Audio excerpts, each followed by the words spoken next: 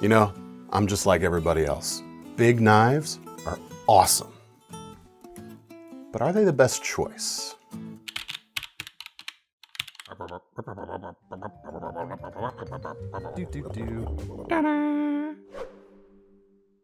Hey everyone, David C. Anderson here, coming at you from the KnifeCenter, and welcome to episode 263, unless I got my numbering wrong, of KniFAQ, the series where I answer all your questions, sharp or dull. The questions come from the comments section below these videos, so that's where you can leave them. I try to answer them, and Thomas behind the camera says things while we do it. Schedule. We are on a schedule, so let's go. First question today comes from Matthew Klein. Howdy, DCA. I've been tossing around the idea of purchasing an OTF, or an out-the-front automatic knife, aka Switchblade, but I am wanting something a tad smaller. I held a Hogue knife and was surprised by how large it actually was in my hands. She never told me that. Any ideas on a smaller OTF? Any help would be greatly appreciated. Sure, man. I'm going to start with the Hogue, actually. First of all, let's start the controversy early. Is this a Switchblade, or does a Switchblade have to open from the side?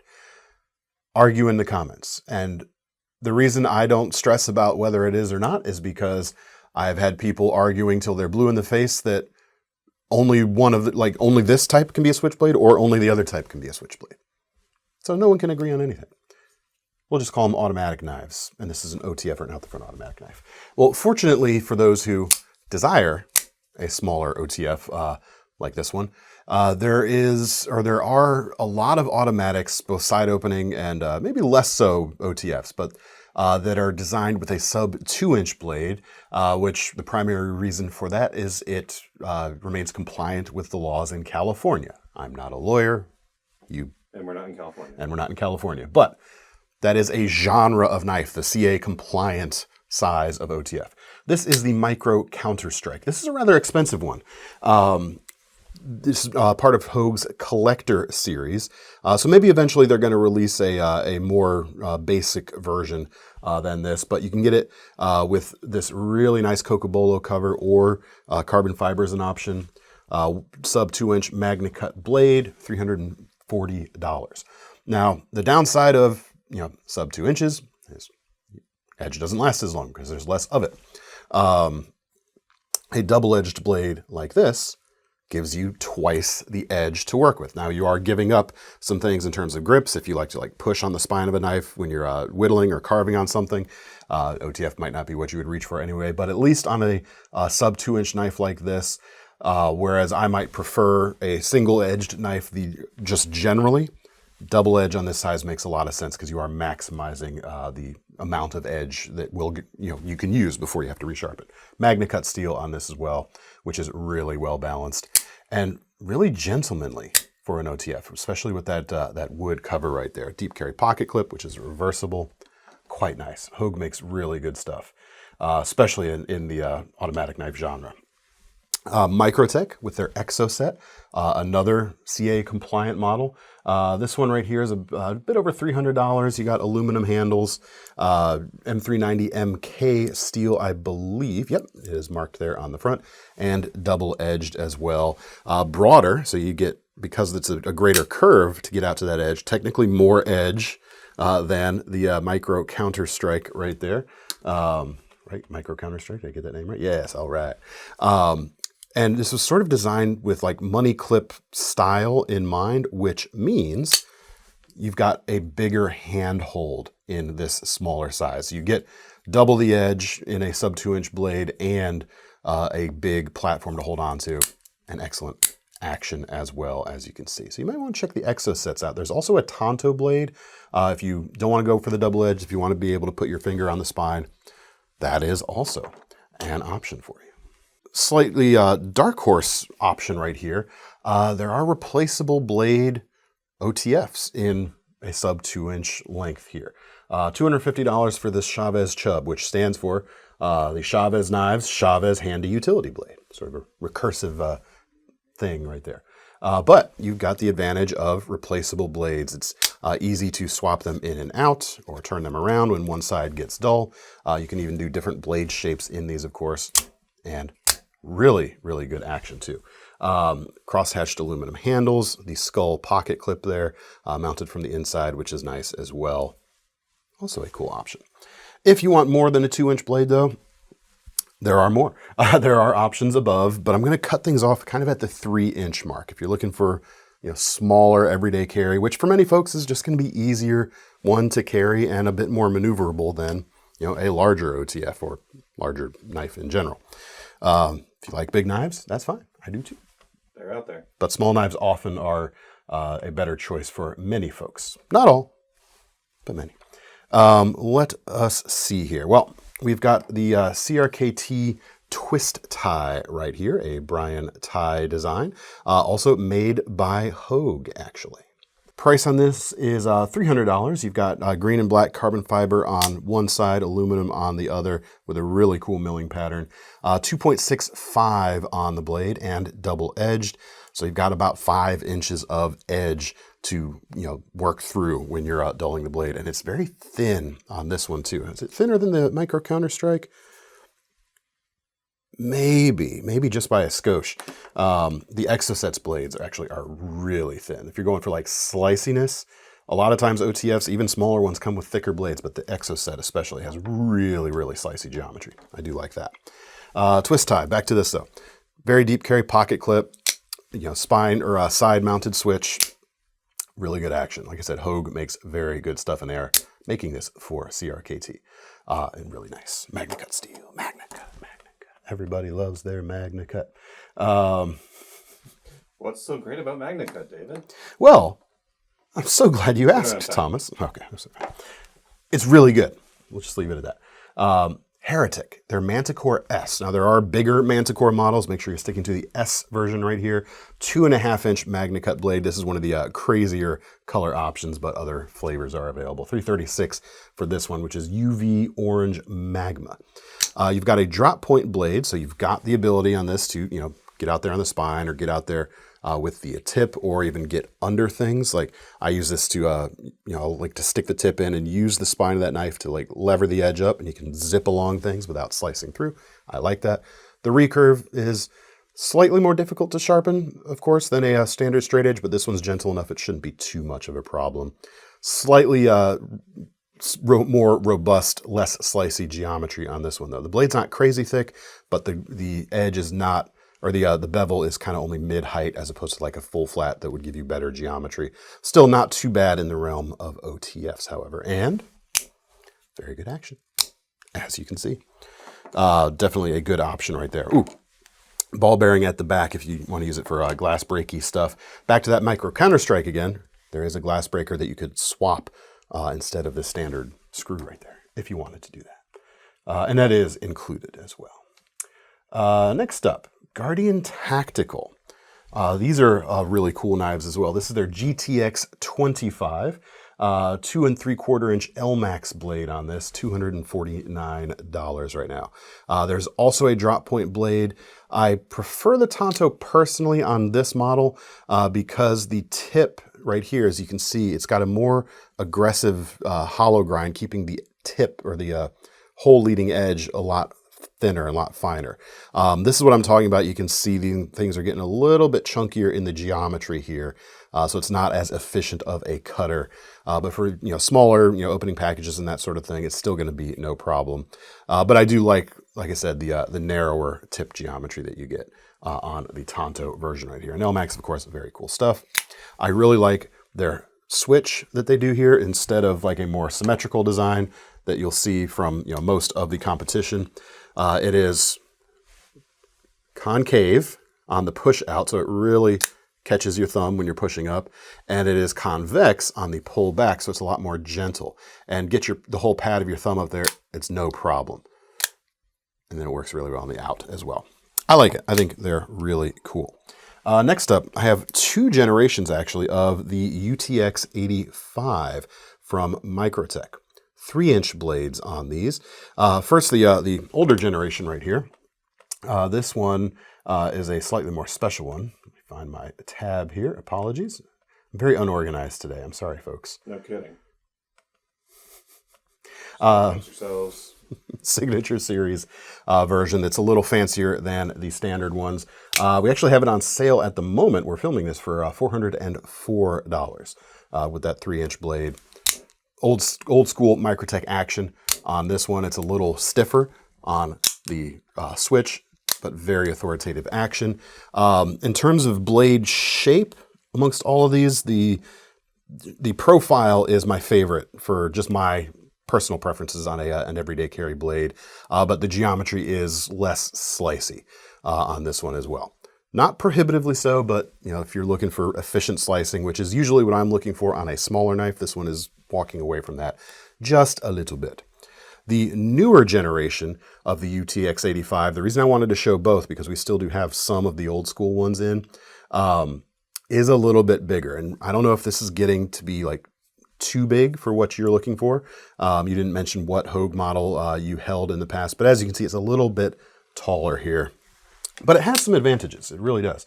What are they, you say? Well, you've got the new drivetrain, which is easier to actuate, but still has very authoritative action. You've got the serrations there, or whatever you want to call them. They call it the crud cutter underneath. Makes the friction less. Also gives a place for pocket lint to kind of get out of the way of the action, or of the switch as you're doing the action, which is nice. I also like the blade stock is a little bit, well, the stock is not necessarily thinner. It looks a skosh thinner, but you've also got a higher grind, so this is going to slice a little better than this older school drop point. And technically, this is a clip point. Still, I'd be pretty happy with this. About $322 for these M390 MK steel. Really cool pocket clips on these. Too chunky, you will have to be the judge there. And then last but not least, I have a Bear Ops clutch, double clutch 4 right here. 185, you've got a 2.8-inch D2 blade. Again, might be getting a little bit too big if you're looking for like truly small, but it's still a very reasonable size, but gives you plenty to hold on to as well. Good action. Decent geometry here. Again, a little bit on the thicker side with the height of the grind and the thickness combined, but still, I think these could all be pretty good options. All right. Now's the time it's the call to arms in the comment section. Big knife versus small knife. What is a switchblade? Is an OTF a switchblade, or does it have to be a side opener, or vice versa? Fight. OTS or slidey pokies? Slidey pokies. They are slidey pokies as opposed to flippy pokies? Swingy slices. Swingy slices and slidey pokies. Talk amongst yourselves. That's fantastic. I like that. All right. Next question comes from Bad Zaz.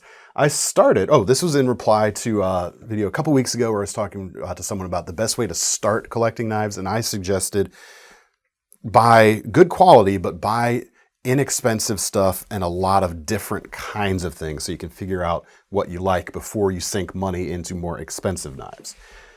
This person did the opposite. I started with a ZT 562 CF, about $300, and recently purchased a BK82, which is a little less than $300. One folding, one fixed. Would like an auto next, but it's not legal here in Canada. Sorry, my friend. What should I purchase next? Well, you certainly went full bore on the higher end things for sure. These are both phenomenal knives. If you don't know the BK82, it's the Becker BK2, but in MagnaCut. MagnaCut is good. We've already talked about that. These are basically known as like nigh on indestructible knives. I mean, it's 1/4-inch thick steel, saber height flat grind, so it's very, very robust. Less slicey, but it is going to like survive just about whatever you could throw at it, of course. The 562, again, very nice overbuilt everyday carry folder. Carbon fiber front, titanium back, MagnaCut steel. I'm sensing a trend here, my friend. Really good. Covers a lot of bases. Like you've got a big camp knife. You don't really have a tactical knife necessarily. This is not quite that. But you got a tactical folder. Got everyday carry, hard use folding taken care of. Similar to the buy inexpensive stuff to experience a lot for phase in that other video. Experience different things. You've got overbuilt covered, and how. So how can we expand that? Well, you like MagnaCut, you could check out the Benchmade Bug Out. KnifeCenter exclusive here in MagnaCut steel for $200, which is the same price as the S30V models, and we have like 4 different colors. If you don't like this one, you could check out the options below. 3¼ inch thin slicey blade. Maybe you want something you could carry, when you're wearing like gym shorts or jogging, where like this might be too much, or you just need something, a little smaller. This could be a really great option. Mine's a pocket steak knife. Yeah, actually Thomas carries most days a ZT, not this one, and a Bug Out, not this one, but a previous KnifeCenter exclusive. Are you carrying both of those today, or are you carrying the Spyderco? Well, I'm carrying your pocket Tango, but you didn't notice. Oh, well, you've got it covered up by your shirt. I'm flattered. Excellent. Maybe I won't wear it tomorrow. I wouldn't know. We're not going to see each other. The other thing, let's go complete opposite direction of like the big, heavy, overbuilt slip joint. Consider it. Consider a Swiss Army knife. We've got videos on like the best Swiss Army knives for XYZ different uses. We'll leave a link to that if you're not sure where to start. But if you really aren't sure where to start, the Super Tinker.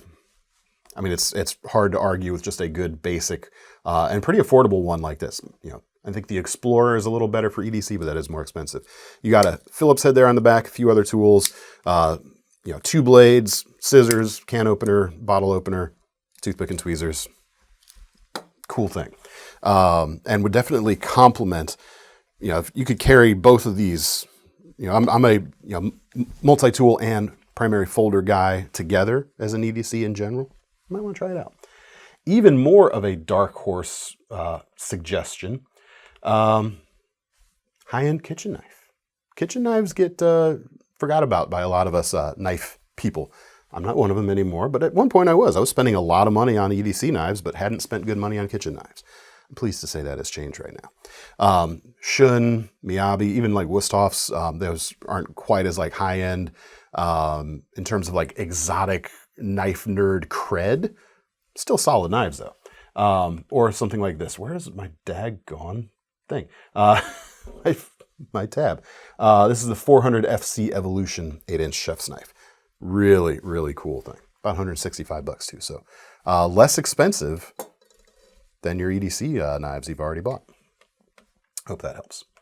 That was originally going to be part of the lightning round, but I realized I was probably going to talk about it a little bit more. So now it's the lightning round, and it's only going to be one question, which comes from Benjamin Grogers, or Benjamin G. Rogers, perhaps. I like Grogers. That's fun. Ben Grogers. Ben Grogers. Looking for a small fixed blade knife for my lunch bag. See, this guy went the opposite. He's, buying very niche food preppy knives for specific uses, and I'm here for it. Lightning round, David. It will be used to open plastic packaging, cut a sandwich in half, and maybe cut up some fruit. It needs a sheath or a blade cover. It needs to be able to live in a refrigerator most of the time. Any suggestions?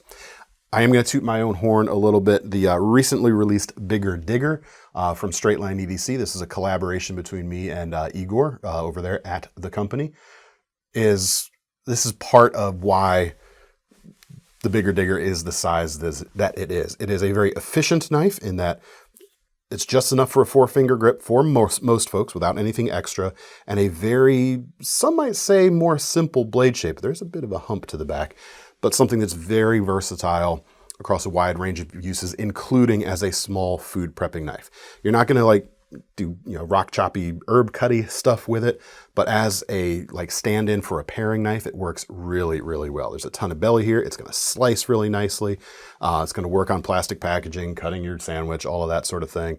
It even, this one's a little dirty, makes a great spreader with this belly. So if you're making a sandwich with it in situ, it could be a really sweet option. And the blue here is a very polite color. If you're doing this sort of thing in an office setting, that may be a consideration for you.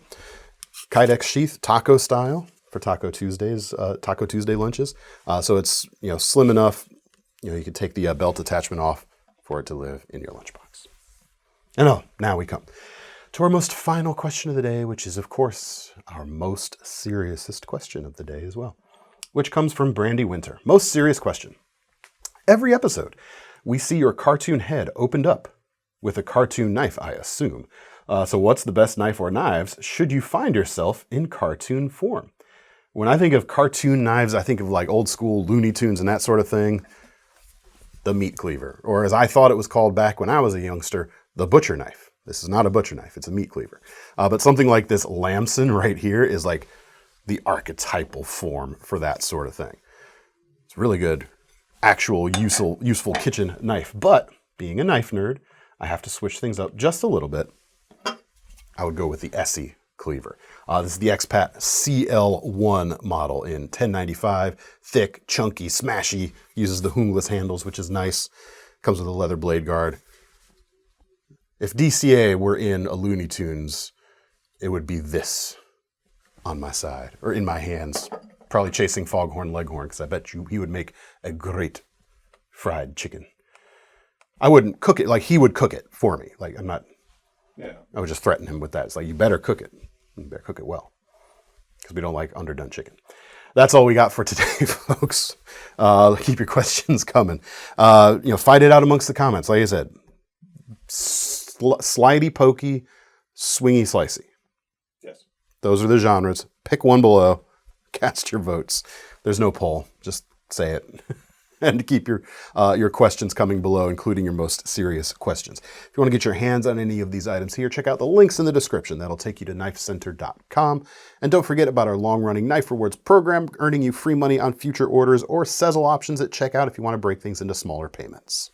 I'm David C. Anderson from the Knife Center. Thomas, behind the camera, signing off. See you next time.